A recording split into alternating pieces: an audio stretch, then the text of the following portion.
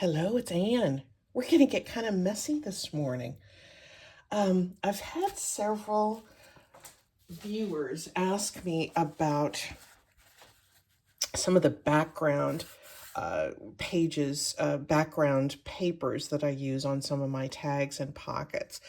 And as you can see here, I use a lot of book page, but I tend to put some multi or mixed media materials on top of them before I start building them up. And it's just really handy to have a stack of these old book pages on hand so that you can have them easily available to you to pull off the stack when you go to make your tags and put your focal points on. One thing I like about using old book pages for this, and I use plenty of book pages just right out of the book too. I use lots and lots of book pages like this, just to use the text. But when you put a coating or two of some sort of other medium on top of them, it kicks the text back a little bit. But you can see particularly in this one, the text is just barely visible around there. And that really kind of brings your focal points to the forefront. And plus it's super easy to do. So let's show you how you can make that happen. The easiest way, of course, to treat an old book page is to just use coffee. And I spray that, well, this has water in it, but I will often put very strong coffee. And I use instant coffee for that. I don't use my good coffee that I drink, but instant coffee in a spray bottle. And then you just spray it, put them in a stack, and you'd think they would all stick together, but they really don't. Just let them sit until they dry. And coffee is a really, really good way to start out treating your book pages. If you don't want to mess with that, or if you just want something different, you can do what I do now. And I get some gesso.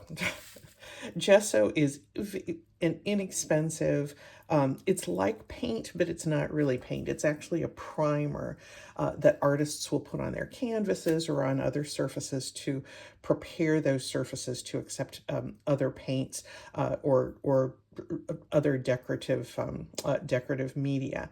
And it has sort of like a chalky substance in it that gives it a little bit of tooth. I just do big batches of these. Here's just a plain book page that just has gesso on it. But there's just a little, not really a grit, but just a little bit of a texture change there. And it makes it does make the other things that you put on top of it just, makes them pop a little bit more. But it really isn't going to this isn't the messy part of our time today. Gesso is really easy to apply. So I'm going to show you how you can do that. And guess what? You don't even need a brush. If I was clever, I would have some sort of a little tile palette or something for this, but I just use an old book that I'm using for my glue book over on my craft table. This is my multimedia station. Doesn't that sound posh? It's not really. It's just an old tile counter. I don't use a brush. I just use like an old gift card. This is a hotel key. And I just pick up a little bit of that gesso and I just smear it. I just smear it on there. And it doesn't need to be even. It's even better when it's not even, I think, because you have some areas that are a little bit thicker and some that are a little bit thinner and some that you don't get at all. And that's it. I just keep this in my stash, and I have stacks of these. Let me do one more. I'll get a little into the margins a little bit more this time for this one, because sometimes it's handy. As you know, we like to use our margins as well.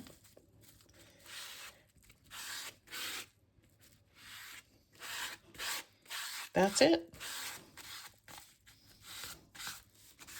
That's literally it. And this will dry, and you can do all kinds of interesting things on top of that. You can stencil on top of these book pages. You can use them just like this. You can put paint on top of them.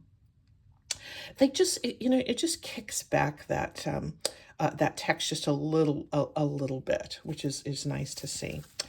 Let me show you one of the next things that that's handy to do. Let me wipe off my hotel key. Occasionally I just take it over and wash. This is one that is nice plastic. It's not the film covered paper like some of them, but they all work. We were in Tacoma last year. Thanks, Hotel Murano, for this fine craft supply. If you want to add some more color, you can spray coffee once these have dried. And I have done that before.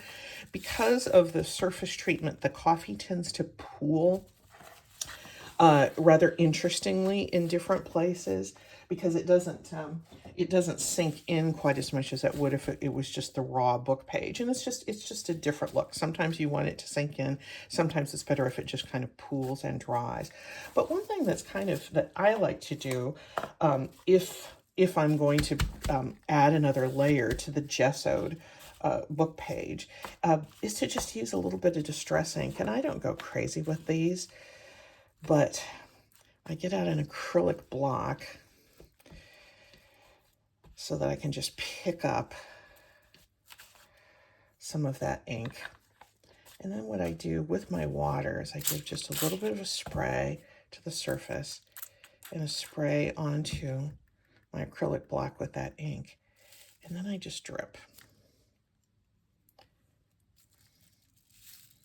And then once I've dripped it in different places, I just use that acrylic block to move that ink around. And you can do as much or as little as you like. If you have really a lot, if you kind of, put really a lot of ink on here, and it looks darker than you want, you can just take another sheet, whether it has gesso on it or not, place that down there, and then you have two for the price of one. It's super handy. Just a little bit of light distress ink is going to give an easy look to this that's not going to be really strong in the background, but it's going to make something really kind of nice and vintagey looking. Now, what if we wanted to go one step further? Here is a sheet that has gesso, and it has some of the distress ink. But what if I was doing a fall journal and I wanted to add a little color? I'm saying fall just because it happens to be fall right now. You can get out some of your colored inks. This is a distress oxide and not a distress ink, but you can add another color on top too. I'm going to do the same thing here, just a little spritz. You can add your water before or after you ink. There's really no rules for using these distress inks. This is going to look really bright and really kind of Halloween-y, which might be a little shocking for you, but really once it dries, particularly with this distress oxide, once it dries, it's going to have a different look. So don't be distressed if this looks a little too garish for you if you're using this particular color. Let it sit, let it dry, because you know what? I did one just like this the other day, and it dried to look like this. It's much more mellow, and if I put, maybe some fall leaves or a fall scene or some stamping is really great on these. It's going to be a nice, subtle background that has the color, but it's dried in interesting patterns. So that's it for the paint. The ink and the gesso. But let's do one more thing that you have probably seen many, many crafters do, and you can see from the evidence here on my backdrop what I'm about to do. Oh, if you get a little bit of extra stuff on here, just just wipe it off. You don't have to waste even that little bit of ink That'll come in handy for something. You'll add some more media on there, or just set it aside. So here is a gessoed page. It has a little bit of brown ink on there that I just smeared on. And what if I wanted to add spatters? You can tell I've been doing some spatters here. Spatters just give such an interesting energy and life to any kind of surface in a junk journal, because it kind of looks like it's been in the way of something, or maybe flies have gotten on it. I love to spatter in both black and white. I'm going to do black today because that's going to give me the best contrast to show you. But and where is my black? Oh, it's right here. If I have a darker background, I love to spatter in white also, and I will use the gesso to do that because it shows up better. It's a little bit thicker, has a little bit a more dense composition than an acrylic paint. But what I like to do is to take just a little bit of this inexpensive acrylic paint, and this is the black. And I'm just going to put just a little bit. This is a cap off of a glue stick that I used up. I'm going to put just a little bit because I'm not doing very much today. But that's thick in there, and I want to thin it down just a little bit. So with my handy spray bottle, I'll spray that in, and then I'm just going to mix it up. This is a fan brush, which is really nice. It gives you a nice pattern for spattering. But if you don't have one, get out an old toothbrush. It works great. It's messy because it sprays everywhere, so you want to protect your surface or do it outside. But I'm just going to mix that water together. I don't want a real watery texture, but I want it to be a little bit thinner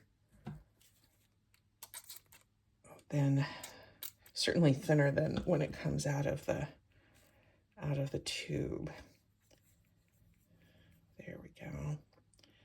Yeah, because if you think, how your spaghetti sauce spatters in your kitchen, it does it when it's it spatters a lot when it's really thin. So now I've just loaded up my brush, and this is all I do. Just a few of those little spatters. Give such an interesting background. Do a few more.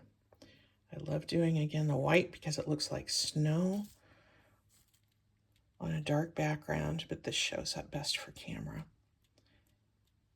And what a nice